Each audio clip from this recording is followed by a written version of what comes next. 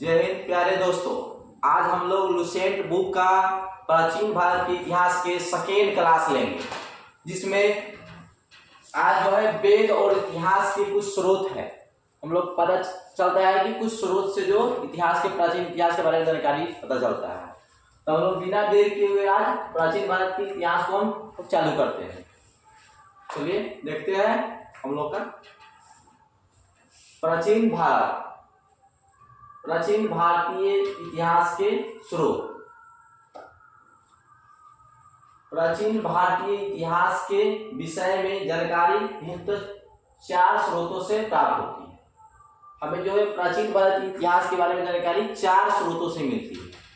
देखिए, इसमें प्रथम जो है धर्म ग्रंथ, दूसरा ऐतिहासिक ग्रंथ, तीसरा विदेशियों का विवरण और चौथा जो है पुरातात्विक संबंधित साक्ष्य से हमें जानकारी मिलती है। 4 स्रोतों से हमें जानकारी मिलती है प्राचीन भारत इतिहास, जिसमें हम लोग देखेंगे कि धर्म एवं ऐतिहासिक ग्रंथ से मिलने वाली महत्वपूर्ण जानकारी।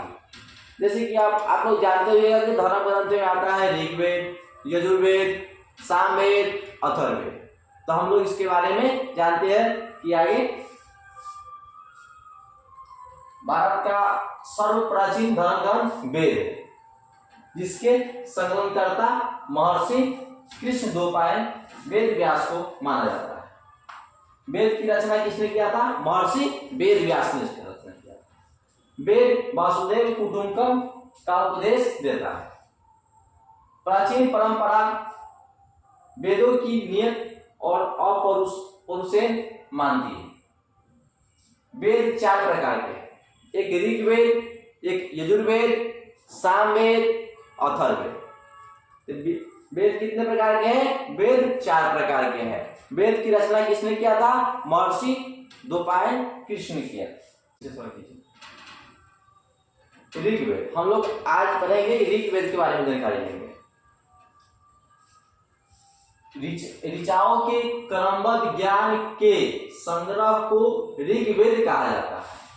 इसमें 10 मंडल है, 1028 सूतक है और एवं 10,462 ऋचाएं हैं। हम लोग का एग्जाम में पूछता है जो ऋग्वेद है उसमें कितना मंडल है, तो इसमें जो है 10 मंडल है, 1028 सूतक है और 10,462 ऋचाएं हैं। आपको स्टेटमेंट में जब क्वेश्चन बनेगा तो ये सब बात आपसे पूछ सकती है। इस वेद के ऋचाओं के पढ़ने वाले ऋषि को होतृ कहते हैं। आपसे पूछेगा कि ऋग्वेद को पढ़ने वाले को क्या कहते हैं? होतृ कहते हैं। इस वेद से आर्य की राजनीतिक प्रणाली, इतिहास एवं ईश्वर की महिमा के बारे में जानकारी मिलती है। ऋग्वेद से जो है वेद से आर्य के बारे में राजनीतिक प्रणाली जो आ रहा था हम लोग का मध्य एशिया से, उनके बारे में जो है जानकारी मिलती है। इतिहास और ईश्वर की महिमा के बारे में जानकारी मिलती है।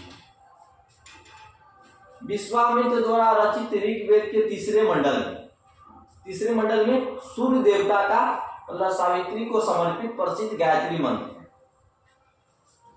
गायत्री मंत्र तो आपसे पूछ सकता है यहाँ में कि गायत्री मंत्र का रचना मतलब किस अति में हुआ है? मंडल में हुआ, तो तीसरा मंडल में हुआ है। गायत्री मंत्र का रचना किसने किया है? विश्वामित्र ने किया है। गायत्री मंत्र कहाँ पर है? तो यह ऋग्वेद से संबंधित है। इसके 9वें मंडल में सोम देवता का उल्लेख मिलता है। ऋग्वेद के 9वें मंडल में सोम देवता का उल्लेख मिलता है। कितना बार एग्जाम में पूछ चुका है। उसके बाद इसके 8वें मंडल की हस्तलिखित ऋचाओं के खिल कहा जाता है। आपसे पूछेगा कि इसके 8वें मंडल में क्या है? 8वें मंडल में हस्तलिखित ऋचाओं को खिल कहा जाता है।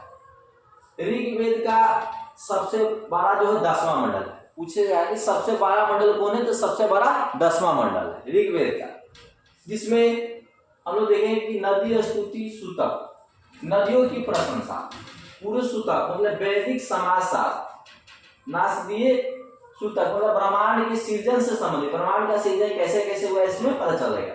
सूर्य सूतक, विवाह श्लोक आदि के सम्मिलित।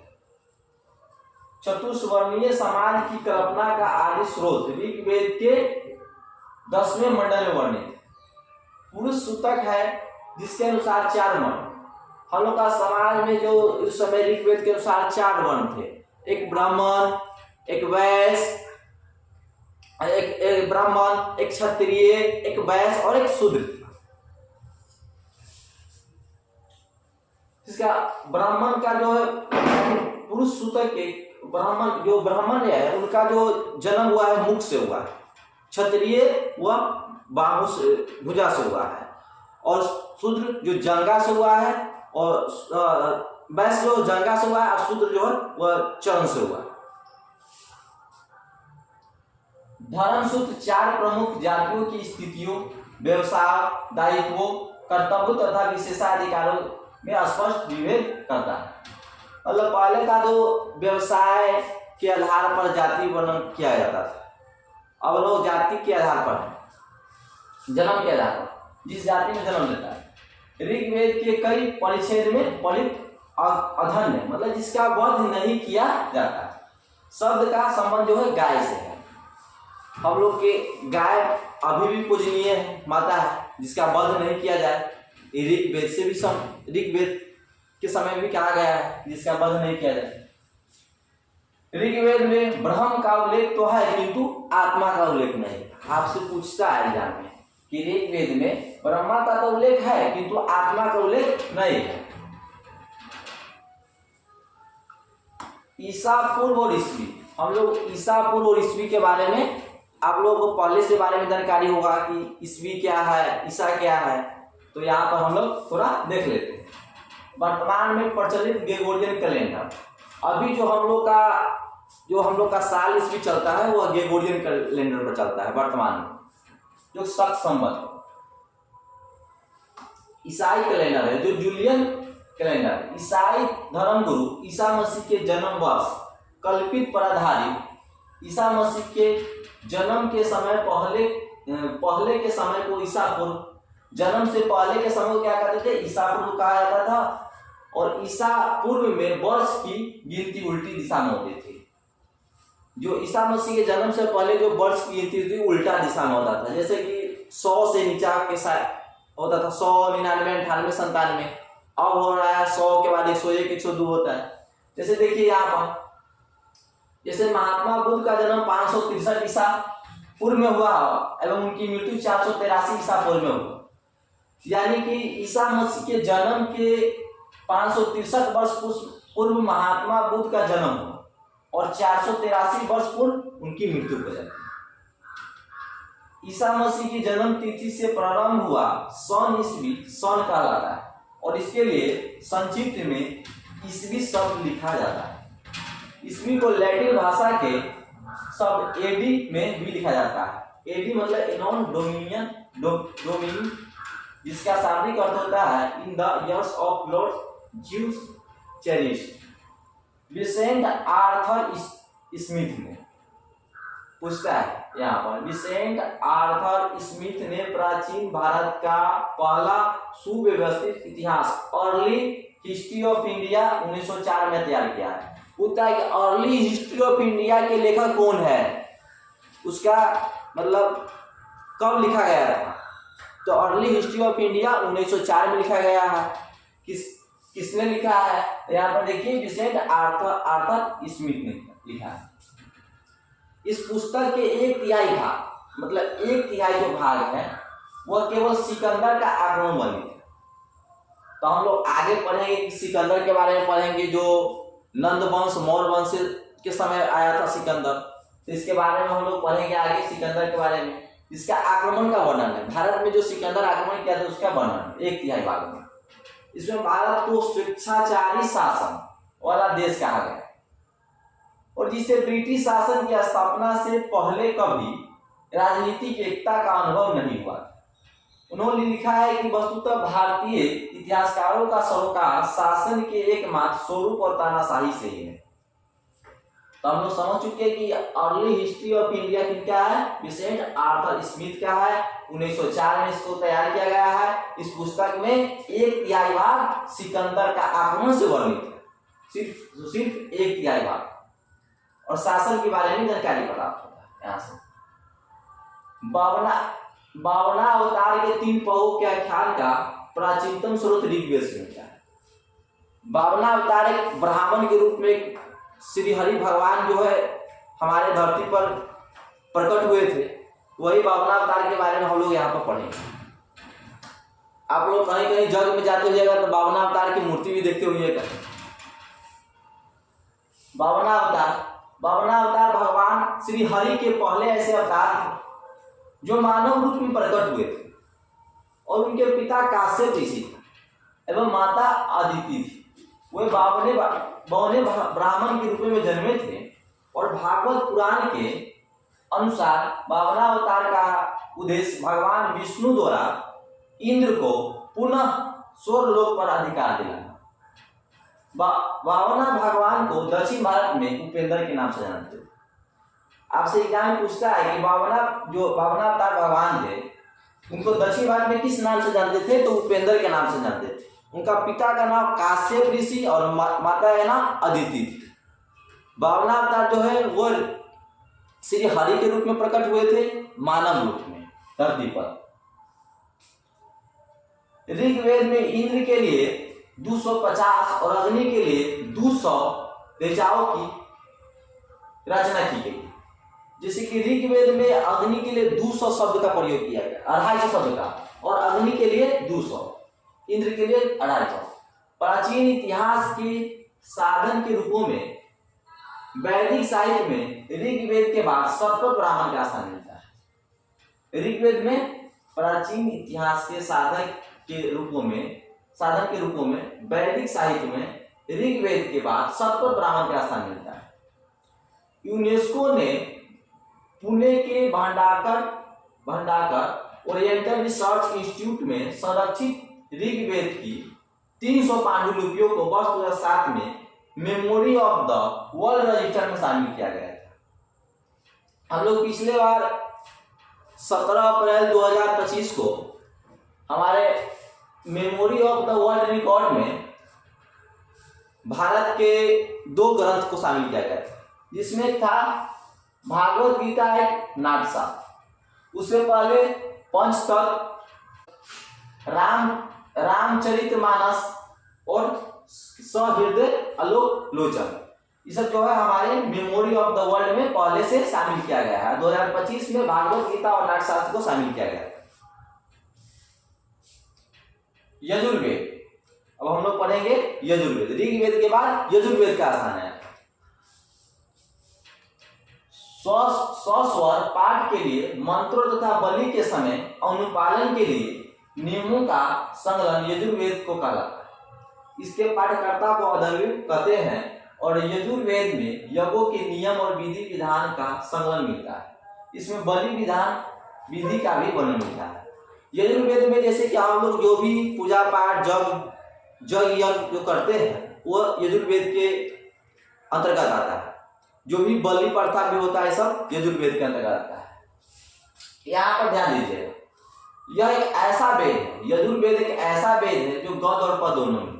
कितना और पूछ चुका है कि कौन सा ऐसा वेद है जो गद और पद दोनों में है, तो यजुर्वेद ऐसा वेद है जो गद और पद दोनों में है। इसमें क्या क्या आता है, बलिदान विधि का भी वर्णन किया गया है, यज्ञ नियम और विधि विधान का भी इसमें संकलन मिलता है यजुर्वेद में। इसका पाठकर्ता कौन है, अधर्वी कहलाता है। अब उसके बाद यजुर्वेद के बाद सामवेद का स्थान मिलता है। साम का शाब्दिक अर्थ होता है गान। इस वेद में मुख्यतः यज्ञ के अवसर पर गाया जाने वाला ऋचाओं मंत्रों का संकलन, और इसके पाठकर्ता को उदातु कहते हैं। इसका संकलन ऋग्वेद पर आधारित है, और इसमें 1810 सूतक है जो पढ़ा ऋग्वेद से लिया गया है। जो गान होता है, संस्कृति कार्यक्रम होता है, ये सब सामवेद के अंतर्गत आता है हम लोग का। इसे भारतीय संगीत का जनक भी कहते हैं। इस वेद को भारतीय संगीत का जनक भी कहते हैं। यजुर्वेद और सामवेद में किसी भी विशिष्ट ऐतिहासिक घटना का वर्णन नहीं मिलता है। यजुर्वेद और सामवेद में जिसमें किसी प्रकार का ऐतिहासिक घटना का वर्णन नहीं किया गया है। सामवेद आप लोग जानिए जो संगीत से संबंध है, यजुर्वेद के बारे में जानने की है कि जो वहाँ पर यज्ञ के बारे में, बलि विधान के बारे में पता चलता है। इसमें किसी प्रकार की जो है ऐतिहासिक घटना इसमें नहीं मिलता है। अथर्ववेद, अथर्वा ऋषि द्वारा रचित इस वेद में कुल 20 कांड, 36 प्रपाठक, 731 सूतक और लगभग 5987 मंत्र, और इसे ब्रह्मदेव मतलब ब्रह्मा नामक ऋषि से दृष्ट मंत्रों का संकलन एवं यज्ञ कर्म में वेदत्व प्रतिपादन, अथर्वा गिरीश वेद मतलब ऋषि अंगरीश दूसरे दृष्ट और विसंग देव वेद और औषधियों का भरपूर उल्लेख है। और क्षेत्र वेद मतलब स्वराज रक्षा के लिए राजकर्म से संबंधित बहुत से सूतक है, जैसे नाम से भी जाना जाता है। और जैसे कि अथर्ववेद में हम लोग आगे अभी पढ़ेंगे कि इसमें औषधि के बारे में, राजा का जो नाम होता है अंकित होता है कि वो राजा को किस राज पर मतलब शासन करेगा, उसमें मंत्र, जादू टोना आदि के बारे में इसमें जानकारी मिलता है। जैसे कि देखेंगे अथर्ववेद में धर्म, अर्थ, काम और मोक्ष, पुरुषार्थ चतुष्ट के सभी अंगों का वर्णन किया गया है। इसमें धर्म, अर्थ, काम और मोक्ष। पृथ्वी सूतक अथर्ववेद का प्रतिनिधि सूतक माना जाता है, जो अथर्ववेद के 12वें कांड में है। पृथ्वी सूतक में राष्ट्रीय भावना का उल्लेख मिलता है। इसमें मानव जीवन के सभी पक्षों, गृह निर्माण, कृषि की उन्नति, व्यापारिक मार्गों पर गहन खोज, रोग निवारण, समन्वय, विवाह तथा प्रणय गीतों, राजभक्ति, राजा का चुनाव, बहुत से वनस्पतियां एवं औषधियों, साप, वशीकरण, प्रायश्चित, मातृभूमि, महात्मा आदि का विवरण दिया गया है। कुछ मंत्रों से जादू टोना का भी वर्णन किया गया है। जैसे कि अथर्ववेद में परीक्षित के कुरुओं का राजा कहा गया है तथा कुरु जो देश की समृद्धि का अच्छा चित्रण देता है। इसमें साबा और समिति की प्रजापति की 2 पुत्रियां कहा गया है। हमेशा पूछता है कि साबा और समिति की प्रजापति की 2 पुत्रियां किस वेद में कहा गया है? अथर्ववेद में कहा गया है। अथर्ववेद से ही जादू टोना, जो भी हमारा औषधि जो बनता है, इलाज होता है, शादी, विवाह, तलाक, जो भी नियम कानून हमारे समाज में भी चल रहा है, ये सब अथर्ववेद के अंतर्गत आता है। वेदों की कई शाखा है जो वैदिक अध्ययन और व्याख्या से जुड़े विभिन्न दृष्टिकोणों का प्रतिनिधित्व करती है। जैसे कि साकल शाखा, आपको पता होगा कि साकल शाखा एक ऋग्वेद से जुड़ी एकमात्र जीवित शाखा। साकल शाखा किसका है? तो यह ऋग्वेद का है। पूछता है कि साकल शाखा किस वेद से संबंधित है? तो आपको ऋग्वेद से संबंधित है। यजुर्वेद को शुक्ल यजुर्वेद और कृष्ण यजुर्वेद की 2 शाखाओं में बांटा गया है। यजुर्वेद की 2 शाखा, एक शुक्ल यजुर्वेद, एक कृष्ण यजुर्वेद, 2 शाखाओं में बांटा गया है। और मध्यान्ही और कन्नड़ शुल्क यजुर्वेद अथवा बाद सैन संहिता की शाखा है।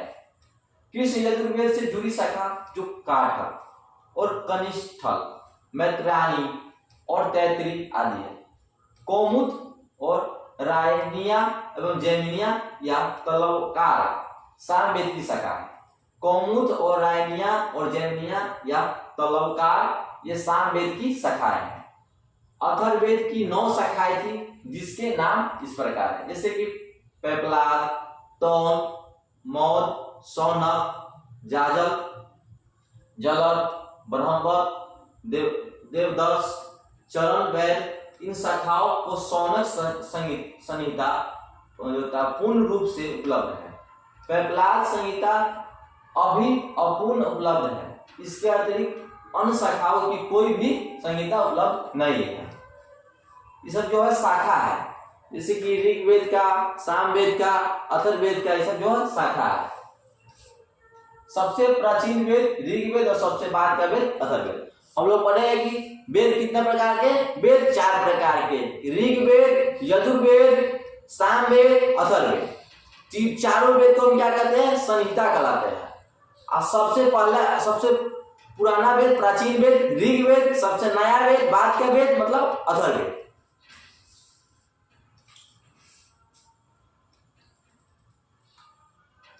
वेद के बाद ब्राह्मण के अरायन के बाद उपनिषद, उपनिषद के बाद पुराण। इसका रचना किया गया क्रम से देख लीजिए, पहले वेद का रचना, तब ब्राह्मण का, तब अराय का, तब उपनिषद का, तब पुराण का। संहिता के पश्चात, संहिता जो वेद पढ़े तो ये चारों जो है मिलाकर क्या होता है संहिता कहलाता है। के पश्चात ब्राह्मणों, अरायनों, उपनिषद का स्थान है। इससे उत्तर वैदिक कालीन समाज और संस्कृति के विषय में जानकारी प्राप्त होती है। उत्तर वैदिक कालीन संस्कृति और समाज के बारे में जानकारी प्राप्त होती है।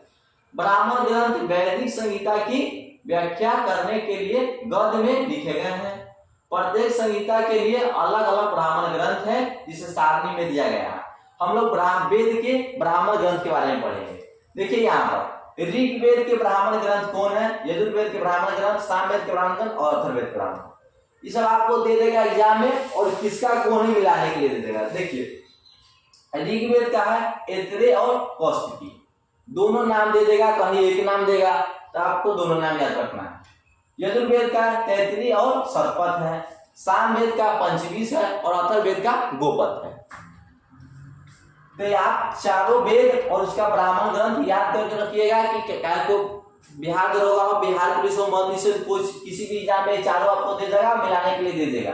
और ज्यादा करके बच्चा यहाँ पर फंसता है, जैसे कि ऋग्वेद का दे देगा तैतरेय वाला में, ज्यादा करके यहाँ पर कंफ्यूजन होता है। तो याद रखिएगा ऋग्वेद का ऐतरेय और कौशिकी, यजुर्वेद का तैतरीय और शतपथ, और सामवेद का पंचवीस, अथर्ववेद का गोपथ। इन ब्राह्मण ग्रंथों से हमें परिचित के बाद और बिंबिसार के पूर्व की घटनाओं का ज्ञान प्राप्त होता है। ऐतरेय में राज्याभिषेक के नियम तथा एवं कुछ प्राचीन राजाओं के नाम दिए गए। ऐतरेय जो ग्रंथ है जो ऋग्वेद, उसमें राज्याभिषेक के नियम और कुछ प्राचीन राजाओं के भी नाम दिए गए हैं। शतपथ में कंधार, साल, कैकेय, कुरु, पंचाल, कौशल, विदेह आदि राजाओं का भी उल्लेख मिलता है। जो शतपथ जो यहाँ पर देखे हैं, यजुर्वेद की जो शतपथ है ब्राह्मण ग्रंथ है, इसमें जो है कंधार, साल, कैकेय, कुरु, पंचाल, कौशल, विदेह आदि राजाओं का भी उल्लेख मिलता है। ये सब आगे आप पढ़िएगा, ये सब जो है यह महाजनपद है जो आगे हम लोग पढ़ेंगे। 16 महाजनपद है, इसी का नाम जो है इसमें। वैदिक साहित्यों में ऋग्वेद के बाद शतपथ ब्राह्मण का स्थान मिलता है। वैदिक साहित्य में ऋग्वेद के बाद किसका स्थान मिलता है, शतपथ ब्राह्मण का स्थान मिलता है। अरायक में यज्ञ से जुड़े कर्मकांडियों की दार्शनिक और प्रतीकात्मक अभिव्यक्ति है। उपनिषद की संख्या कितना है, 108 गो। बार बार पूछता है ज्ञान में कि उपनिषद की संख्या कितना है, पुराण की संख्या कितना है। पुराण 18 गो, उपनिषद 108 गो। इसमें 13 को मूलभूत उपनिषद की श्रेणी में रखा गया है। इसमें यज्ञों से जुड़े दार्शनिक विचार, शरीर, ब्रह्मांड, आत्मा तथा ब्रह्म की व्याख्या की गई है। स्त्री की सर्वाधिक गिरी हुई स्थिति, स्त्री की जो उस समय स्थिति थी, स्त्री की सर्वाधिक गिरी हुई स्थिति मैत्राणी संहिता से प्राप्त होता है। मतलब स्थिति जो गिरी हुई स्थिति जो मैत्राणी संहिता में से प्राप्त होता है, मतलब उसमें लिखा गया था, जिसमें जुआ की भांति, जुआ और शराब की भांति स्त्रियों को पुरुष का तीसरा मुख्य दोष बताया गया है। शतपथ ब्राह्मण में स्त्रियों को पुरुष की अर्धांगिनी कहा जाता है। शतपथ ब्राह्मण था, जो यजुर्वेद का जो शतपथ ब्राह्मण ग्रंथ था, उसमें जो शतपथ ब्राह्मण ग्रंथ है, इसमें स्त्रियों को पुरुष की अर्धांगिनी कहा जाता है। कहीं कहीं जो है वो अपना मतलब पत्नी को अर्धांगिनी भी कहता है, अभी भी मतलब बहुत पुराना लोग कहता है। जवालो उपनिषद में चारों आश्रमों का उल्लेख मिलता है। बहुत बार यहाँ में पूछ चुका है वाला क्वेश्चन, जवालो उपनिषद में चारों आश्रम का उल्लेख मिलता है, ये याद रखिएगा, बहुत बार यहाँ में पूछ चुका है। स्मृति ग्रंथ में सबसे प्राचीन एवं प्रमाणिक मनुस्मृति को मानी जाती है। यह शुंग काल का मानक ग्रंथ है। हम लोग आगे चलेंगे तो मनुस्मृति के बारे में पढ़ेंगे, जो शुंग काल के समय लिखा गया था। मनु ने इसका रचना किया है मनुस्मृति का। नारद स्मृति जो गुप्त युग के विषय में जानकारी मिलती है। नारद स्मृति से गुप्त युग के बारे में जानकारी मिलती है और मनु स्मृति से शुंग वंश के बारे में जानकारी मिलती है। मनुस्मृति जो अभी का जैसे कानून का हम लोग संविधान का किताब है, उस समय जो है ना मनुस्मृति मतलब कानूनी किताब था, संविधान मतलब उस समय का संविधान था।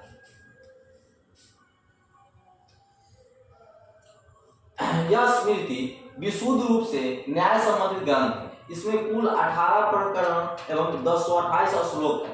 इसमें समाज में होने वाले विवादों, ऋण, व्यापार, संपत्ति, उत्तराधिकारी, विवाह, अपराध, दंड आदि से संबंधित नियम और निपटारे की प्रक्रिया का विस्तार से वर्णन किया है।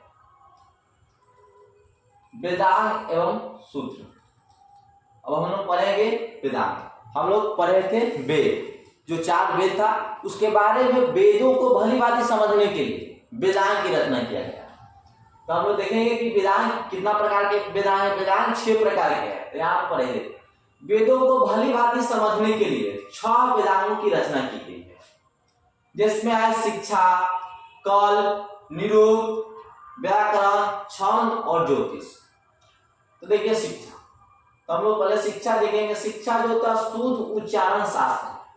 शिक्षा क्या होना चाहिए? शुद्ध उच्चारण शास्त्र होना चाहिए। कल्प मतलब कर्मकांडीय विधि, निरुक्त मतलब शब्दों की उत्पत्ति का शास्त्र, निरुक्त, और व्याकरण। आप लोग पढ़े हुएगा व्याकरण में जो शुद्ध लिखना, शुद्ध बोलना को व्याकरण कहते हैं। तो यही व्याकरण है, जो व्याकरण, छंद, ज्योतिष। वैदिक साहित्यों को अक्षुण्ण बनाए रखने के लिए सूत्र और साहित्यों का प्रणयन किया जाएगा। सूत्र और साहित्यों का मुख्य उद्देश्य ज्ञान को संक्षिप्त रूप से संरक्षित करना, ताकि इसे आसानी से याद किया जा सके। कल्प सूत्र, जो वेदांगों में कल्प नामक अंग से संबंधित ग्रंथ, यह मुख्यतः 4 प्रकार के होते हैं। श्रौत सूत्र जो यज्ञ विधि, गृह सूत्र जो गृहस्थ धर्म, धर्म सूत्र धार्मिक आचार, शलभ सूत्र जो यज्ञ वेदियों की ज्यामिति है। प्रमुख सूत्रकार जैसे कि गौतम धर्म सूत्र है, एक बौद्धायन धर्म सूत्र है, एक अपस्तंभ धर्म सूत्र है, एक वशिष्ठ धर्म सूत्र है, एक संख्याक गृह सूत्र है, अश्वालायन गृह सूत्र है, जैमिनी जो मीमांसा सूत्र है, पाणिनि जो व्याकरण सूत्र अष्टाध्याय है। सूत्रों में गौतम धर्म सूत्र सबसे प्राचीन धर्म सूत्र है। पाणिनि के बारे में आगे हम लोग पढ़ेंगे। मौर्य वंश से संबंधित है, मौर्य वंश के वहां बारे में जानकारी देता है। व्याकरण, संस्कृत व्याकरण का प्रथम पुस्तक है पाणिनि, इसका अष्टाध्याय ऊपर का। पुराण, भारतीय ऐतिहासिक कथाओं का सबसे अच्छा क्रमबद्ध विवरण पुराणों में मिलता है। पुराण की संख्या कितने हैं? 18। इसके रचयिता लोमहर्ष तथा उसके पुत्र उग्रसर्वा माने जाते हैं, और इनकी संख्या 18 है। पुराण की रचना किसने किया था? लोमहर्ष अथवा उनके पुत्र उग्रसर्वा ने किया था, और इसकी संख्या 18 है, जिसमें से केवल 5 जो है, जैसे कि मत्स्य, वायु, विष्णु, ब्राह्मण और भागवत में ही राजाओं की वंशावली पाई जाती है। जो ये 5 जो पुराण है, इसमें राजा के बारे में विशेष करके जानकारी मिलता है कि कौन राजा हुआ, किसका शासनकाल कब हुआ, कैसे हुआ, उसके बारे में विभिन्न प्रकार की जानकारी जो मिलती है 5 पुराण से मिलती है। जैसे कि यहाँ पर देखिए मत्स्य, वायु, विष्णु, ब्राह्मण और भागवत। तो देखिए हम लोग देखते हैं कि विष्णु पुराण से मौर्य वंश के बारे में जानकारी मिलती है। मत्स्य पुराण से हमें आंध्र सातवाहन वंश के बारे में जानकारी मिलती है, और वायु से गुप्त वंश के बारे में मिलती है। देखिए यहाँ पर आपको याद करने का ट्रिक देखिए, जैसे कि मौर्य वंश में वो आप आगे पढ़िएगा मौर्य वंश तो आपको जानकारी मिलेगा। चाणक्य विष्णुगुप्त उसका नाम है, जिसको चाणक्य भी कहते हैं, विष्णुगुप्त भी कहते हैं, जिसका कौटिल्य भी नाम है, और शास्त्र का रचना किया है। तो देख लीजिए वहां जब भी पढ़िएगा तो वहां पर विष्णुगुप्त के नाम आएगा, तो विष्णु से सीधे मौर्य वंश के बारे में पता। अब वायु मतलब गुप्त, वायु क्या होता है? गुप्त होता है। कोई आदमी मतलब वायु को जो है देखता नहीं, महसूस करता है, तो वायु मतलब गुप्त। सतवाहन जो एक मत्स्य जो बच जाएगा वो सतवाहन। आपको कभी कभी दे देगा मिलाने के लिए कि मत्स्य पुराण से किसका अंदर कहते हैं? सतवाहन, जो ये दक्षिण भारत के राजस्थान।